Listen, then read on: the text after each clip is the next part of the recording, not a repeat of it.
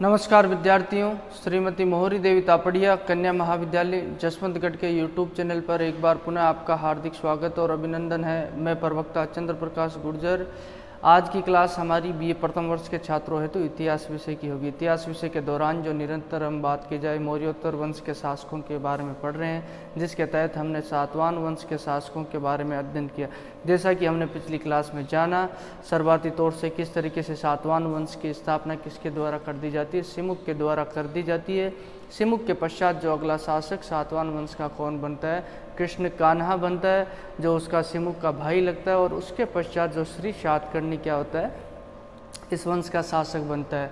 तो इसके पश्चात इन तीन शासकों के पश्चात 100 वर्षों तक का जो अगर 100 वर्षों के बीच में अवधि है जो सातवाहन वंश के शासकों की, जो वो अंधकारमय मानी जाती है, जिसके तहत हमें इन सातवाहन वंश के शासकों के बारे में कोई किसी तरह की जानकारी प्राप्त नहीं होती। ये दुर्बल स्थिति में चले जाते हैं उस वक्त तक अगर बात की जाए तो। लेकिन 100 वर्षों के पश्चात जो अंतिम शासक श्री सातकर्णी होता है, उसके 100 वर्षों के पश्चात पुनः इस वंश में एक महान शासक पैदा होता है जिसका नाम गौतमी पुत्र सातकर्णी होता है।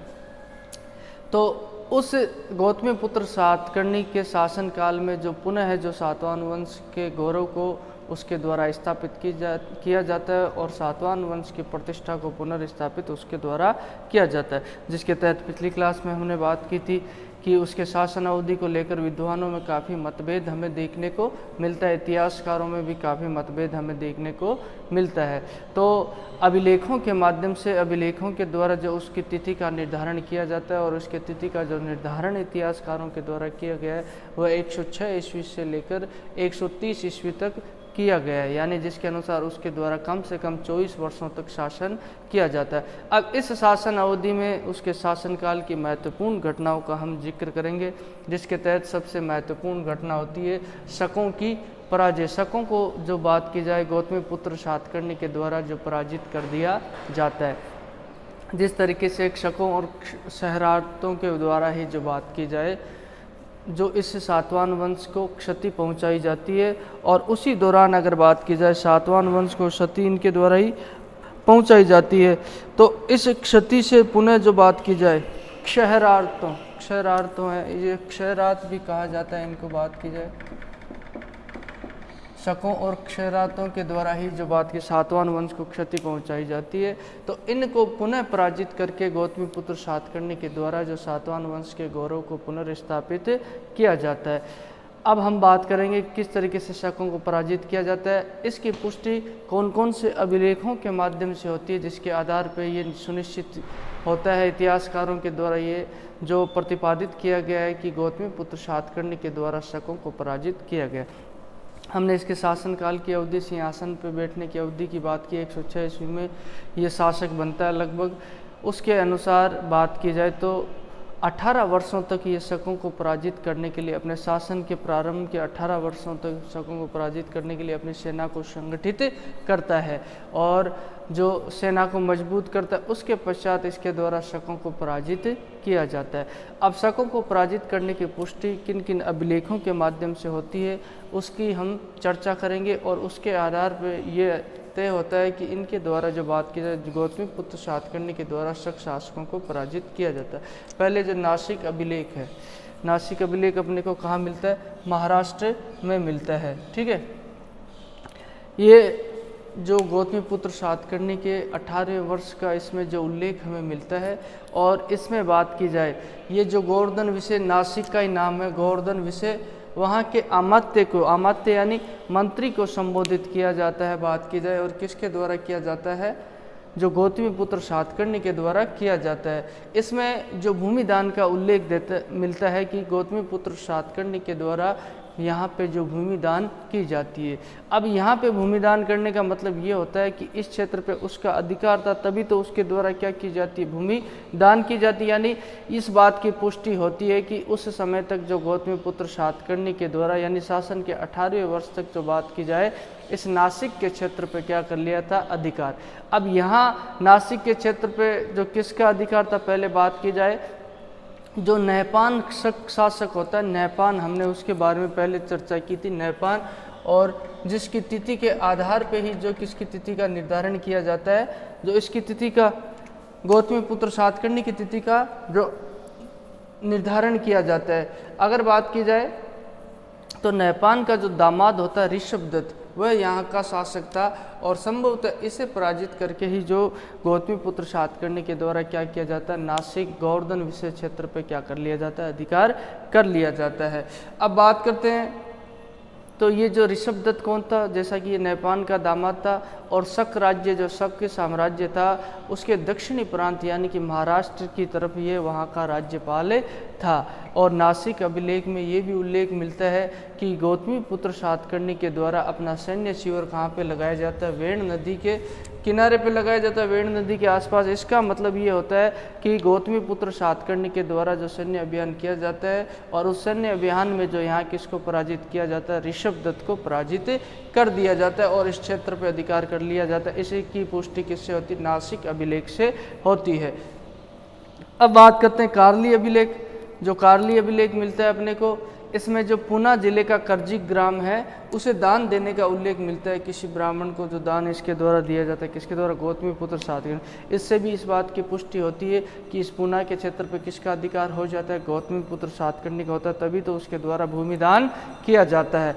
तो इसके आधार पर ये बात निश्चित होती है कि जो गौतमीपुत्र सातकर्णी के द्वारा शकों को क्या किया जाता है, पराजित किया जाता है। उसके अलावा जो नासिक प्रशस्ति है उसकी बात करेंगे। ये नासिक प्रशस्ति वही नासिक महाराष्ट्र से अपने को प्राप्त होती है। इसमें इसे वशिष्ठ पुत्र पुलमावी के द्वारा खुदवाया जाता है और अपने शासन के 19वें वर्ष में खुदवाया जाता है। अब इस प्रशस्ति में, प्रशस्ति बोले तो यश कीर्ति, ठीक है, किसी शासक की जो यश कीर्ति का बखान किया जाता है और उसकी सफलताओं का बखान किया जाता है, वही उसकी प्रशस्ति कहलाती है। तो इस प्रशस्ति में बात की जाए तो यहाँ पे वशिष्ठ पुत्र पुलमावी के द्वारा जो अपने 19वें वर्ष में इसको लिखवाया गया है और इससे बात की जाए 19वें वर्ष से संबंधित है, जिसमें गौतमीपुत्र सातकर्णी की विभिन्न उपलब्धियों का विवरण मिलता है। यानी कि गौतमीपुत्र सातकर्णी के द्वारा जो कौन कौन सी विजय की जाती है और सातवाहन वंश की प्रतिष्ठा को पुनः स्थापित कैसे किया जाता है, उसका उल्लेख इस नासिक प्रशस्ति में मिलता है और ये वशिष्ठ पुत्र पुलमावी के द्वारा लिखवाई जाती है।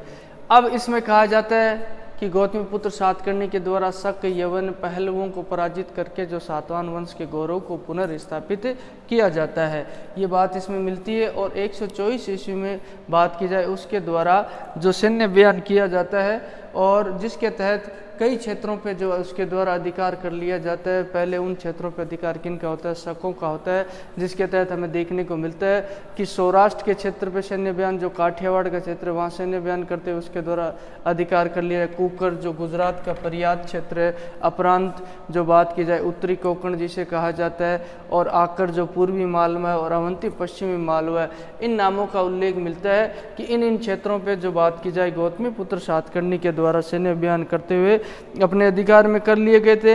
ये सभी क्षेत्र पहले जो बात की जाए सारे प्रांत है जो शकों शहारतों के जो अधिकार क्षेत्र में थे, और कहा जाता है कि इस युद्ध में जो नहपान भी मारा जाता है। हालांकि इसमें प्रशस्ति में लिखा हुआ है लेकिन उसकी नहपान की मृत्यु की पुष्टि पहले हो जाती है, क्योंकि नहपान की मृत्यु से पूर्व जो गौतमीपुत्र सातकर्णी के द्वारा जो शकों को पराजित नहीं किया जाता है। और इससे ये बात सुनिश्चित होती है कि यहाँ सैन्य अभियान किसके द्वारा किया जाता है, जो इसके द्वारा किया जाता है। और नहपान की मृत्यु पश्चात पश्चिमी भारत व मालवा पर सातवाहनों का अधिकार हो जाता है। नहपान की मृत्यु होने के पश्चात जो बात की जाए पश्चिमी मालवा के क्षेत्र में किनका अधिकार हो जाता है, जो इन सातवाहनों का अधिकार हो जाता है। और हमें जो बात की जाए नासिक क्षेत्र से उसके आसपास गौतमीपुत्र सातकर्णी के सिक्के भी प्राप्त होते हैं। इसका मतलब उस क्षेत्र पे किसका अधिकार था, जिस शासक के सिक्के हमें जहाँ मिलते हैं वह उसका साम्राज्य माना जाता है। तो इस बात से ये पुष्टि होती है कि गौतमीपुत्र सातकर्णी के द्वारा उस क्षेत्र पे क्या कर लिया गया था, अधिकार कर लिया था, और इस तरीके से उसके द्वारा शकों को पराजित किया जाता है।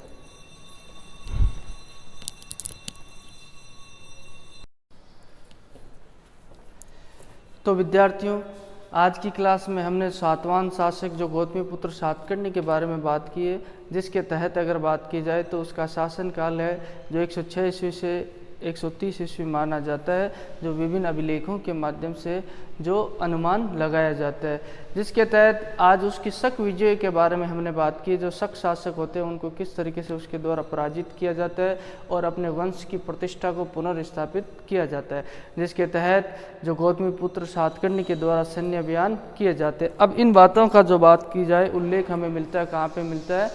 जो अभिलेखों के माध्यम से इन बातों की जानकारी प्राप्त होती है, जिसमें एक तो नासिक का अभिलेख है और बात की जाए नासिक की प्रशस्ति है, और उसके अलावा जो कार्ली अभिलेख है, जैसा कि हमने बात की थी कि ये शासक बनने के पश्चात जो 18 वर्षों तक तो अपनी सैन्य तैयारी करता है और उसके पश्चात जो शकों के विरुद्ध इसके द्वारा सैन्य अभियान किया जाता है, जिसी के तहत जो नासिक अभिलेख में इस बात की पुष्टि हो जाती है कि जो अपने शासन के 18वें वर्ष में इसके द्वारा जो नासिक में जो अभिलेख खुदवाया जाता है, इसका मतलब वहाँ पे इसके अधिकार की पुष्टि होती है।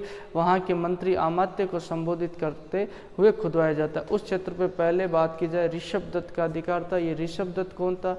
ये ऋषभ दत्त जो नहपान शासक है, शक शासक नहपान, उसका दामाद था, जो उसके दक्षिणी प्रांत का क्या था? राज्यपाल था। उसको जो किसके द्वारा पराजित कर दिया जाता है? गौतमीपुत्र सातकर्णी के द्वारा पराजित कर दिया जाता है। और गौतमीपुत्र सातकर्णी के द्वारा जो वेणु नदी है, उस पर अपना सिर लगाने की जो पुष्टि भी इसे अभिलेख के माध्यम से होती है। उसके अलावा जो कार्ली अभिलेख है, उसमें भी विवरण मिलता है कि पूना जिले के जो करजी ग्राम को इसके द्वारा दान दिया जाता है। किसके द्वारा? गौतमीपुत्र सातकर्णी के द्वारा, यानी कि उस क्षेत्र पे इसका अधिकार हो जाता है उस वक्त, तभी तो दान में दिया जाएगा, स्वाभाविक से बात है। नासिक प्रशस्ति जो वशिष्ठ पुत्र पुलमावी के द्वारा अपने शासन के 19वें वर्ष खुदवाई जाती है, इसमें गौतमीपुत्र सातकर्णी की जो उपलब्धियों का विवरण दिया जाता है, जिसके तहत उसके द्वारा जिन जिन क्षेत्रों को जीता जाता है उसका उल्लेख इसमें दिया गया है कि एक तो सौराष्ट्र क्षेत्र को जीता गया। सौराष्ट्र में कौन? काठियावाड़ है, अपरांत को उत्तरी कोंकण है, कुक्कर गुजरात का प्रयाग क्षेत्र, आकर पूर्वी मालवा और अवंती पश्चिमी मालवा को गौतमीपुत्र सातकर्णी के द्वारा जीता जाता है।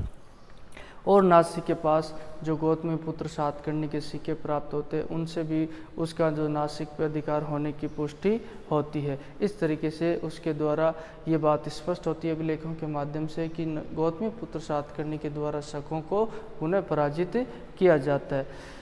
और आज की क्लास के लिए बस इतना ही, और अगली क्लास में हम बात करेंगे उसके द्वारा जो अन्य विजय की जाती है और वह कहाँ पराजित होता है, किस तरीके से उसकी मृत्यु होती है। तो बोली यहाँ तक आपको कोई चीज़ समझ में नहीं आई है, किसी तरह की समस्या है, शंका है, तो आप निसंकोच पूछ सकते हो।